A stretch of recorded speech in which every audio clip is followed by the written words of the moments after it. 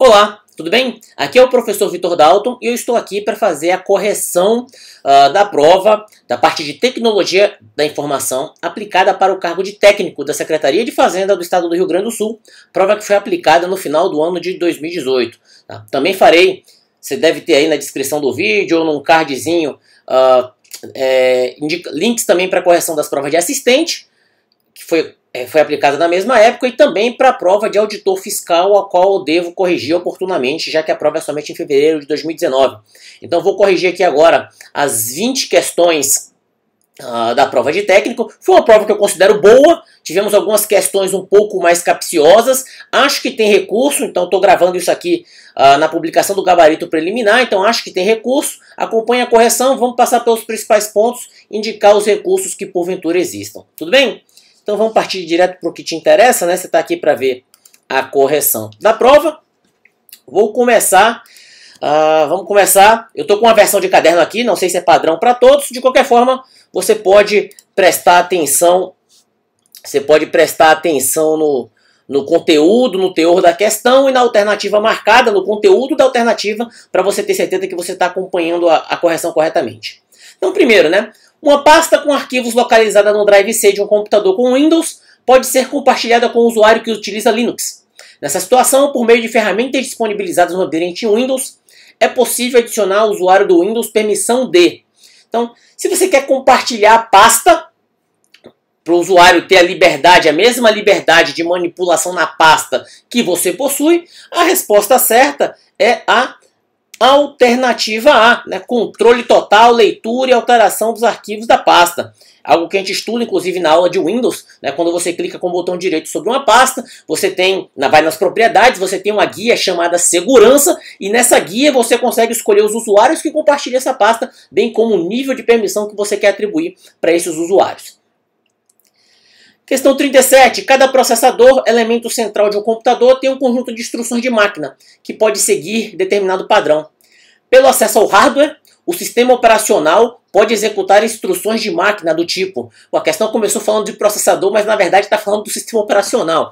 Enfim, o sistema operacional ele é o quê? Uma camada entre as aplicações e o hardware do computador para poder fazer, dentre outros, gerência de processo, gerência de memória e, inclusive, acessar diretamente o hardware. Quando você manda lá o seu Word imprimir um documento na impressora, não é o Word que acessa a impressora e manda imprimir, né? O Word faz a chamada para o sistema operacional e o sistema operacional sim que se comunica com a impressora para fazer a impressão daquele documento. Isso porque o sistema operacional ele tem acesso privilegiado ao hardware. Então, os aplicativos não têm esse privilégio que o sistema operacional tem. Isso se chama acesso privilegiado. Então a nossa resposta correta aí é a alternativa B. Questão 38. Assinale a opção que apresenta uma memória de acesso aleatório não volátil que pode ser apagada. A banca sendo um tecnicista, querendo saber se você realmente manja de hardware. Então nós temos memórias não voláteis. Quando você fala em memória não volátil, você acaba excluindo muita coisa aí já, né? Porque disco magnético e HD SATA são dispositivos de armazenamento secundário, não são memórias. E quando você tem a RAM, é uma memória de acesso aleatório, mas é volátil, né? Apaga aí as informações na ausência de energia elétrica. E você tem ROM e EEPROM. A ROM é aquela que foi escrita pelo fabricante uma única vez e não pode ser modificada. A EEPROM, que é a apagável, o nome dela, né, apagável eletronicamente, né, e programável. Então, a EEPROM, Electric Erasable Programmable, nossa, eu tô me enrolando em inglês. Electrically Erasable Programmable Read-Only Memory. Então, seria aí a alternativa C. Memória EEPROM, a memória correta. O único item que você realmente pode marcar quando você estuda direitinho a aula de hardware, por eliminação, você sabe que só dá para marcar a alternativa C aí. Tudo bem? 39. O software que é instalado em uma central multimídia, como exemplo de um automóvel, implementa e executa funções diversas para o usuário e para o próprio sistema. A banca cobrando aí modismos. Então, este aí, no caso, é o caso do sistema embarcado. Então, sempre que você fala que hoje em dia os carros de última geração, né, todos vêm com verdadeiros sistemas operacionais embarcados, embarcações, aeronaves, então você diz que o sistema que está ali naquele que não só oferece uma interface para o usuário, mas também se comunica com os principais componentes daquele veículo, enfim, você chama de sistema embarcado. A alternativa aí é a alternativa correta. Questão 40. Considerando que uma empresa tenha contratado serviços em nuvem, né, assinale a opção correta. Eu sempre digo que questões de nuvem, quando não passa por aquele decoreba do IaaS, PaaS, você tem questões que acabam trabalhando no bom senso, né? Então, para que você contrata um sistema em nuvem? Alternativa A. Alterar o contrato de fornecimento caso necessite de mais espaço. Normalmente, o serviço em nuvem ele é escalável. Então, você, na verdade, já tem uma previsão, a regra, né? Você já tem uma previsão para que, à medida que você demande de mais espaço, a empresa que oferece o serviço consiga dar isso para você. B. Alterar o contrato de fornecimento de processamento. Mesma coisa, elasticidade. Então, se você precisa de mais poder de processamento, o ideal é que no seu contrato com o provedor com a nuvem já tenha a previsibilidade de aumento do poder de processamento. C.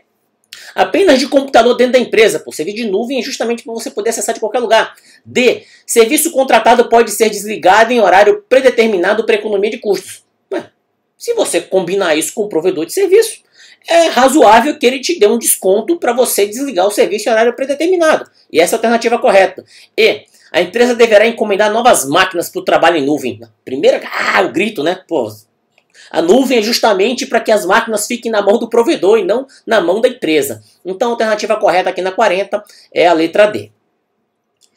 Prossigamos. 41. Na internet, um usuário pode se apossar indevidamente do login e da senha de outra pessoa para acessar um sistema em seu lugar. Assinale a opção que indica uma tecnologia utilizada para impedir esse tipo de acesso indevido. Ora, quando a gente estuda lá, né, método de autenticação, o que você tem, um token, o que você sabe, uma senha, o que pode ser apossado por uma outra pessoa que faça o login e senha no seu lugar, e o que você é. O que você é, certamente, dos 3 tipos de método de autenticação, é o mais difícil de alguém tomar de você, né? A não ser que você faça que nem no filme, arranca o olho da pessoa, arranque o dedo, alguma coisa do tipo, né? Vira a boca pra lá. Então, quando você olha para 5 alternativas, a única que realmente tem essa proteção compatível com o cenário que a questão traz é a biometria, né? Impressão digital, uma íris de olho, que realmente pode impedir a questão da pessoa tomar sua senha e fazer um login no seu lugar. Questão 42. Plano de recuperação de desastres. Documento que organizações utilizam como apoio para recuperar a atividade de negócio em caso de interrupção. O próprio enunciado já dá a dica aí. Nesse documento, uma organização com diversas filiais deve prever. Então, se você tem o plano de recuperação de desastres, ele está dentro de um contexto maior, que é o plano que é a continuidade do negócio da organização. Então, e quando a gente fala em desastre mesmo. Extravio de equipamento, queda de energia, incêndio, né? E uma organização com determinado porte, ele tem que ter um plano de continuidade de negócios, e dentro desse plano você tem a parte de recuperação de desastres para ter medidas já pré-estabelecidas quando um desastre acontecer. E aí você tem alternativas não muito ligadas a desastre, né? Reserva de recursos para cobrir eventual aumento de imposto, isso é coisa do negócio. Medida para recuperação de senha do usuário, isso é coisa de segurança da informação. Atualização do sistema operacional da máquina do gerente de uma filial. Estratégia para lidar com um novo concorrente. Cara, isso não tem nada a ver com recuperação de desastre. Agora, alternativa aí. Adoção de medidas para garantir o fornecimento de energia a fim de manter o negócio ativo. Então, se o seu negócio tem, por exemplo, servidores, né, não está na nuvem, está em servidores da própria empresa, ela tem que ter uma estrutura de no-break, uma estrutura de fornecimento de energia elétrica alternativa para poder se sustentar em caso de um desastre, poder manter o negócio funcionando. Então, manter o negócio funcionando ou recuperar a normalidade do serviço o mais rápido possível. Então, a nossa alternativa correta aí vai ser a alternativa aí. 43. A respeito de segurança da informação, jogue os itens a seguir. Adoro esses fundamentos de segurança da informação. Autenticidade se refere a ações tomadas para garantir que informações confidenciais e críticas não sejam roubadas. Nada disso. Autenticidade tem a ver com você garantir e saber quem é o autor da informação. 2. Gestão de segurança da informação deve garantir a disponibilidade da informação. Com certeza, a informação deve estar disponível quando você precisa acessá-la. 3. Confidencialidade garante identidade de quem envia informação. Isso é autenticidade. Então, itens 1 e 3 aí já estão errados.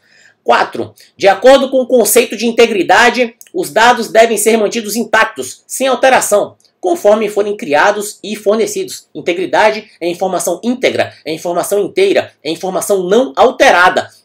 Então, item 4 correto. Por eliminação, apenas itens 2 e 4 corretos. Questão 44. Opa, chegamos aqui na questãozinha polêmica, né? As pessoas, os alunos todos me mandando direct aí no Instagram, perguntando, professor, 44. Vamos lá para 44.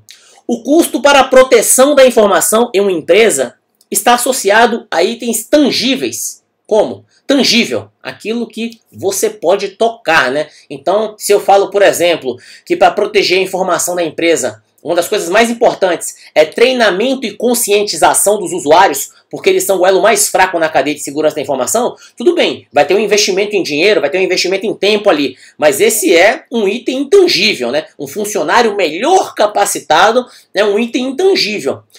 E aí você tem como alternativa apontada pela banca, alternativa C, tecnologias, materiais e pessoas. Dependendo das outras alternativas, eu até que marcaria a letra C. O problema é que você tem a alternativa B aqui, que é compra de firewall e proxies especializados para rede. Se eu usar a lógica e compreender que a C é correta, né? Tecnologias, materiais e pessoas, cara, firewall e proxy é tecnologia, cara. Então, e para que serve firewall e proxy? Controlar tráfego de rede, monitoramento de tráfego suspeito, impedir que o invasor da rede externa ataque a sua empresa e obtenha informação, é proteger a informação. Então eu acho que foi apenas um equívoco do examinador. E se você deseja fazer recurso, a argumentação é que cada um deve fazer o seu recurso, né? Recursos iguais, eles são indeferidos pelo SESC. O SESC é muito cri-cri com isso aí. Então acho que você deve fazer um recurso no sentido de dizer que na alternativa B, compra de firewall e de proxy especializados para rede são itens tangíveis. Que firewall e proxy é tangível é meio óbvio, né? Porque firewall e proxy podem ser equipamentos de hardware, né? O firewall pode ser hardware e software. Então vamos amarrar tudo aqui, né? Firewall e proxy, né? Podem ser software, hardware? Pode ser hardware, equipamento com software embutido. Legal. Faz sentido você falar em firewall e proxy como elementos de proteção da informação? Faz sentido. Por quê? São elementos que protegem a rede de acessos indevidos externos ou até mesmo de um bot que já esteja dentro de uma máquina, vai impedir a comunicação com o invasor que esteja fora da rede. Então a alternativa B está totalmente dentro do contexto enunciado da questão. Eu recomendo que vocês façam um recurso propondo a inversão do gabarito, né, da alternativa C, né, para a alternativa B. Mesmo porque a questão de pessoas, tá, o conhecimento, porque quando você fala em pessoa, você não fala em pessoa propriamente dito. Você fala no conhecimento que a pessoa tem para proteger a informação. E o conhecimento que a pessoa tem é algo intangível. Então acho que vocês devem recorrer nesse sentido sim. Acredito que foi apenas um equívoco na formulação do gabarito da banca. Não acredito que a banca queira comprar briga com essa alternativa não. Acho que as chances de deferimento desse recurso são bastante altas e convido vocês a fazerem o recurso. Questão 45. Um sistema de segurança de intervenção preemptiva é caracterizado por... Olha, eu vou ser muito sincero com vocês aqui, né? Porque às vezes eu não quero pagar de dono da verdade, tá? A questão 45 fala em operar antes de um ataque. Sistema de segurança de intervenção preemptiva, tá? Só para que vocês tenham uma ideia, né? Assim, eu tenho uma certa bibliografia que eu trago comigo de rede de computador, de segurança de computador, tá? Eu tenho o Tannenbaum, tá? Um livro bastante conhecido por quem trabalha com redes e tem capítulo sobre segurança. Eu tenho um livro do Comer aqui, sobre interligação de redes com TCP/IP. Eu tenho o livro do Stalins, né, criptografia e segurança de redes. E eu tenho o livro do Nakamura, segurança de redes em ambientes cooperativos. Vou mandar muita real, assim, nenhum desses livros aqui tem nada falando sobre esse tipo de classificação que o examinador abordou, né? Sistema de segurança de intervenção preemptiva. Tá? Eu dei uma olhada assim em sumário, índice remissivo, tá? Não encontrei nada sobre isso, eu não conheço essa classificação. Procurei no Google, também não achei. Então, o examinador usou uma bibliografia aí que eu não conheço. Vou até me comprometer com vocês depois a pesquisar na internet e encontrar, porque não vou ficar aqui pagando de dono da verdade, não. Eu não conheço esse tipo de classificação. O que eu sei sobre o conceito de preemptivo está lá em sistemas operacionais, né? E quando você fala que um sistema operacional ele é multitarefa preemptivo, é porque cabe ao sistema operacional interromper uma tarefa no processador, e colocar outra tarefa lá dentro para o processador trabalhar. Então, no contexto também de segurança, não encaixei legal. A alternativa aí é a alternativa da banca. Se eu achar até o prazo de recursos, eu também trago aqui para vocês, mas acho que a alternativa é essa aí mesmo. Vamos prosseguir. Questão 46. Outra questão controversa no meu entender.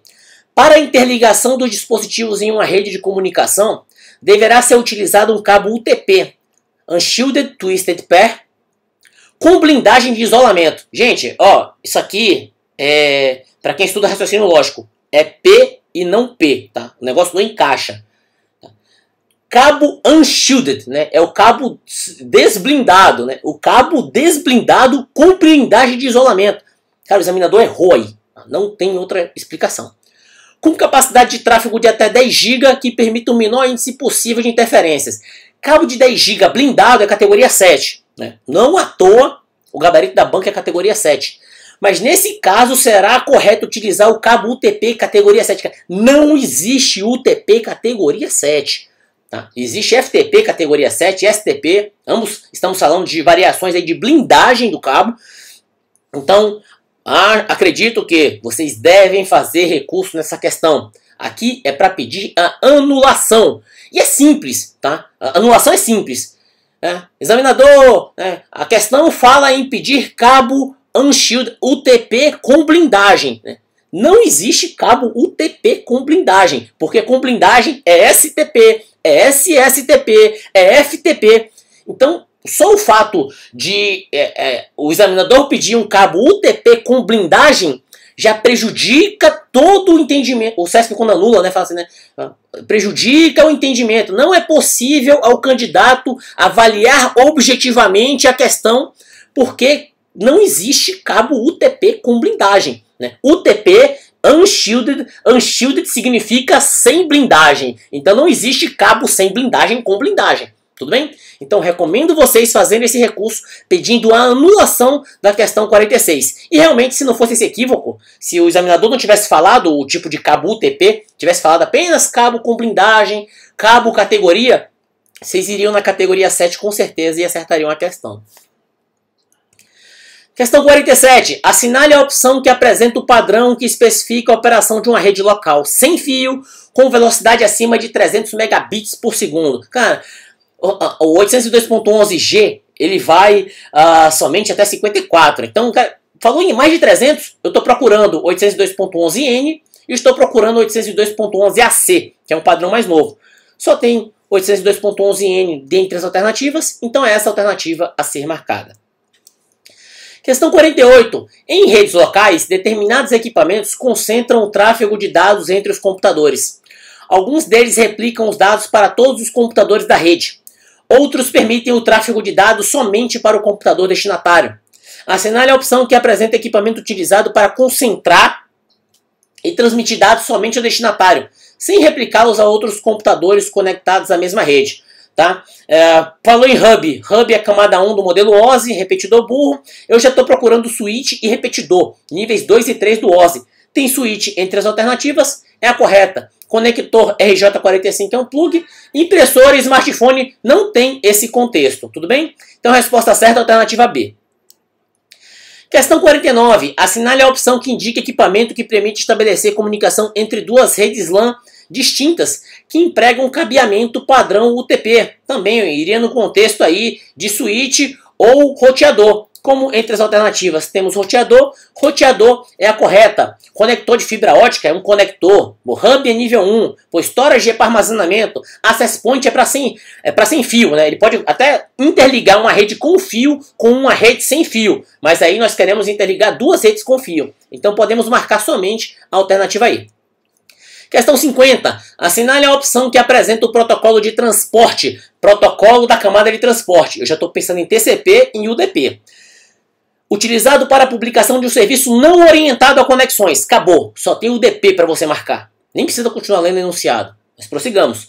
Mas que seja acessível a todos os usuários de uma rede local. É o DP. Datagrama não orientado a conexão. 51.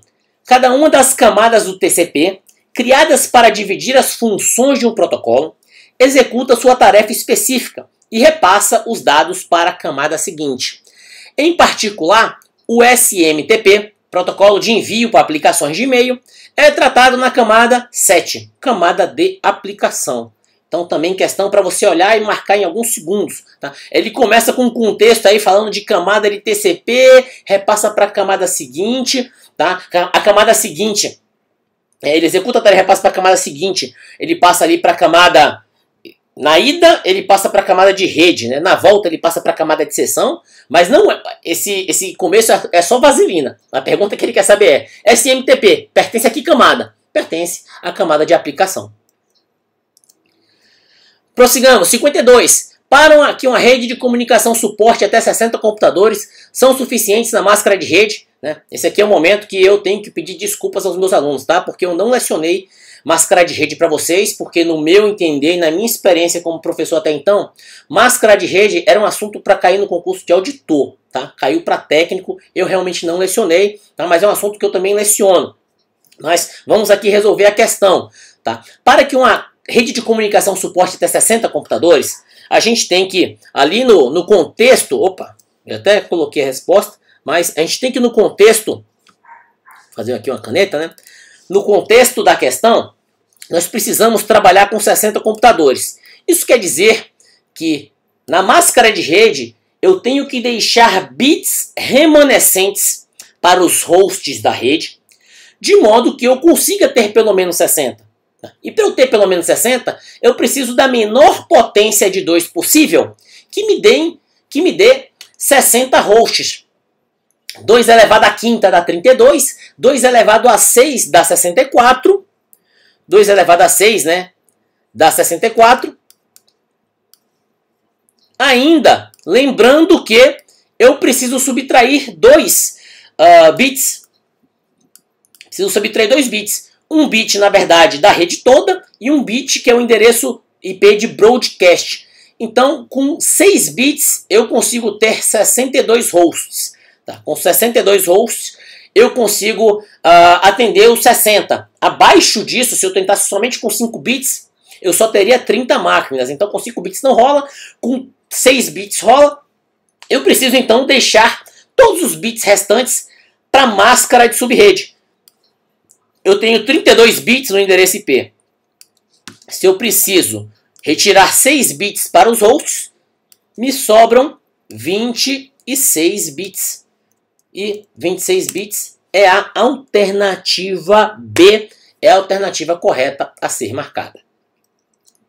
53. Assinale a opção que indica o protocolo de transporte a ser utilizado na publicação de um serviço HTTPS acessível a todos os usuários na internet. Se eu estou falando em transporte, eu estou falando em TCP ou UDP. Se eu estou falando em serviço HTTPS, aqui foi inteligência da banca. HTTPS, criptografia, estabelecimento de conexão para poder fazer criptografia. Né? Não consigo fazer criptografia se eu não tenho uma conexão estabelecida entre as partes.